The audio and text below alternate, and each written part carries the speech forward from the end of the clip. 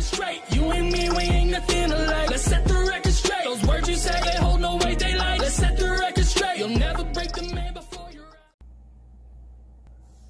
Hello everyone, welcome back to another custom die-cast review. Today we have a Brad Keselowski paint scheme from the Darlington throwback race. Now we actually just reviewed this specific car, like what, day before yesterday, or yesterday? It depends on whenever I upload this. I think it's probably, actually, was it the day before? Either way, a couple days ago I actually reviewed the standard clean version of this paint scheme, and I just got finished with the custom tonight.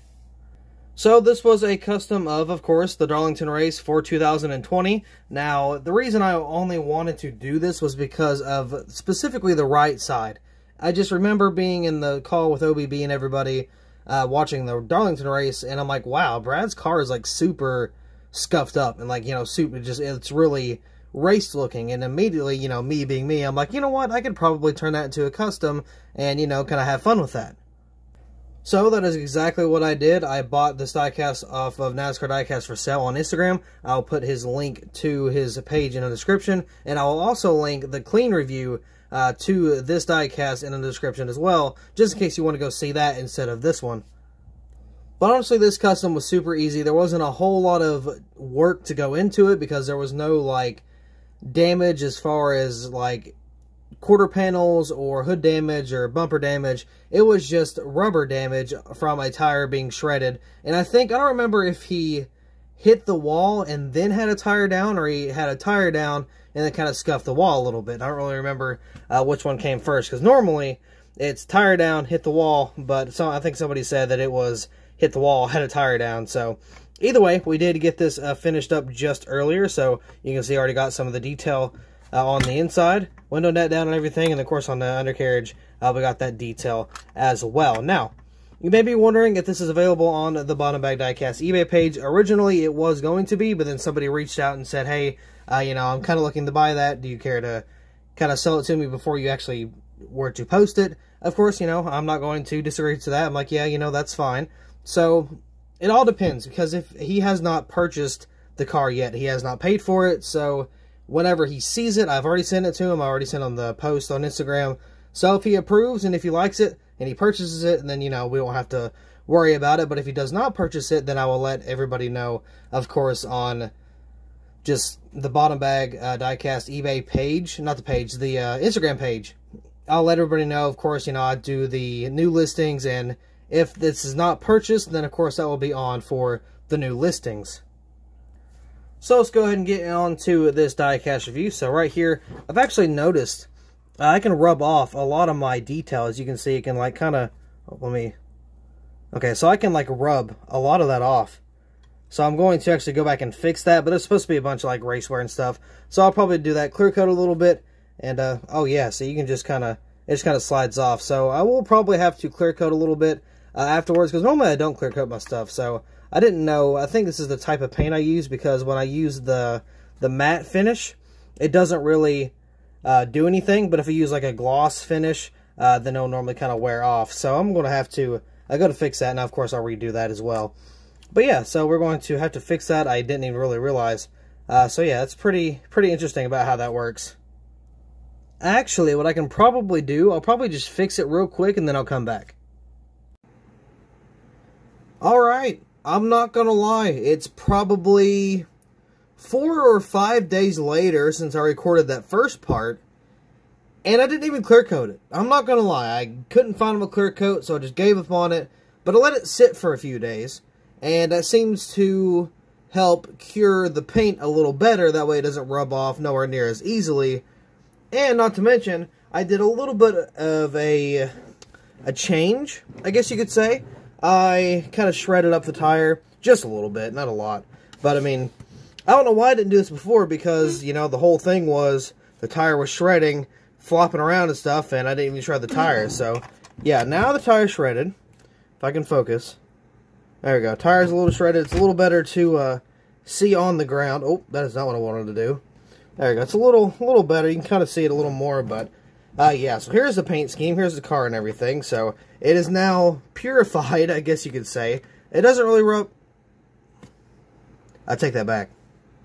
Okay, you know what? We will carefully review this custom, and overnight I'll just kind of throw some clear coat on it, and then I'll call it a day. So, yeah, we're going to carefully pick up this thing and kind of check out some of the detail. Now, of course, you got some of the rubber buildup. Now, the Darlington race was a very dirty race for whatever reason, and, of course, you know, you got all that buildup from just the tire kind of slapping around. But, of course, we'll get to that here in a little bit. So, you got discount tire right there, tires.com. I got a little bit of detail on the interior there, on the dashboard. You can see the silver is kind of split a little bit, but you got the red, blue, and silver. I don't know if that's accurate. That's just kind of what I do for my detail. Got playoffs right there. Of course, you got a little bit of dirt on the banner itself. Then on the roof, got the number 2. Of course, you got a little bit of race wear there. Again, I'll probably have to fix that because it can still... maybe not. Maybe it's just some areas it can still rub off a little bit. But either way, I will do a little bit of clear coat to fix that. Got the number 2 right there. Nothing behind that. Got Keselowski on the back name banner, or the rear name banner. I did black out the where the DIN number is because, I mean, it's a custom. You know, it's not really, doesn't really have a DIN number or anything, so I figured that was irrelevant, and I kind of just blacked that out. So there's that. If you want the DIN number, oh, never mind, I painted over it. There's no DIN number. This does not exist. I probably said the DIN number in the actual diecast review. So if you want to go see that, link in the description. Just, you know, if you want to go check that out. So you got Worth right there. Of course, you got the silver spoiler back here for the playoffs. Got on the back, discount tire. Let's get you taken care of. Got a little bit of race wear up top. Not a whole lot, though. And they got the Michigan Ford license plate and the number 2 on the side.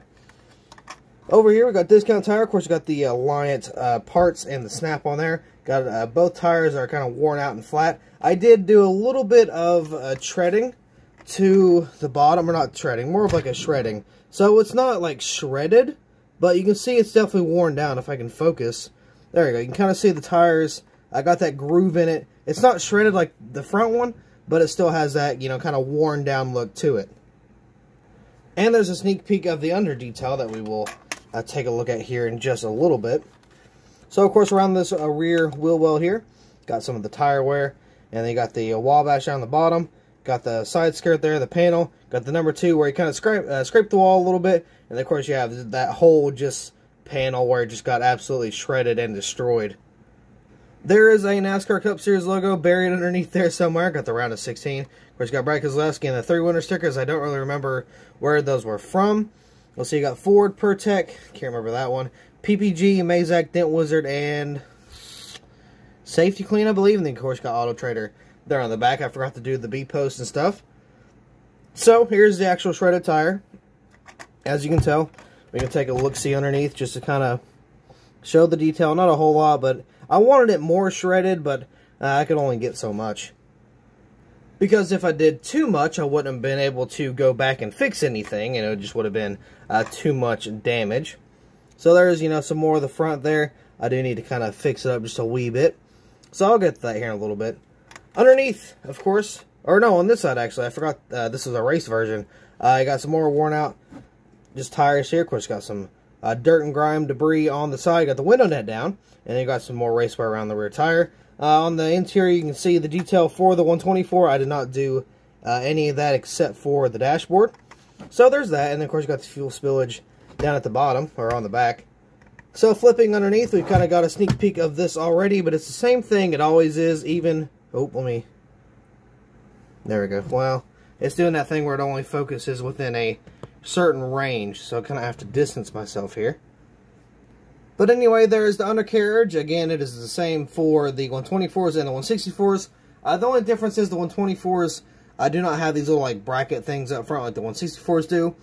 But, I mean, everything else is pretty much the same. Got your drive shaft, transmission, that's all silver. Of course, you got these little axles and the braces are black. Got the red fuel cell, got this little red piece here. And, of course, the exhaust are black. But that was actually painted from Lionel. That wasn't painted by me. So, props to them, I suppose. But, yeah, of course, roof flaps to deploy and everything, as you can see there. We'll have to touch up a little bit. But, you know, I'll throw some clear coat on there overnight. And I kind of sat there. I have not heard from the guy. And it's been... Again, like 3 or 4 days, somewhere around there. So this might go up on eBay, and it might not. You never really know until I get a response back. That's funny, he was all about it till I actually finished it, and he's like, I'm just not going to respond. But no, I'm playing.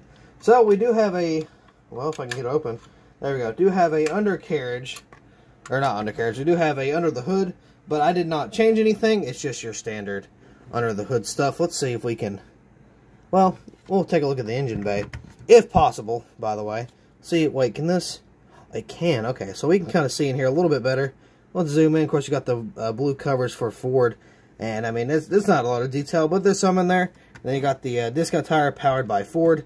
So, you know, that's pretty much it. I'm actually going to keep this open for the thumbnail since I've already got it out and going.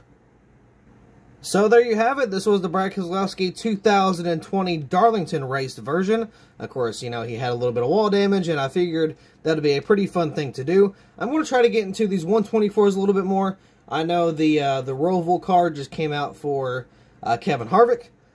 That would be a good one to do, but I'm not really too sure if I'm going to do that one. I know whenever I get the Burton paint scheme, yeah, Burton, whenever that gets released, I will do the Daytona Crash, and I kind of get that, see if I can throw some detail in there as well. Depending on when that scheme releases, that would be my first Gen 7 custom in terms of wrecked, so that would be pretty awesome as well. So with that being said, that will be all for this custom diecast review, so thank you all so much for watching. I hope you all enjoyed, and I will see you in the next video.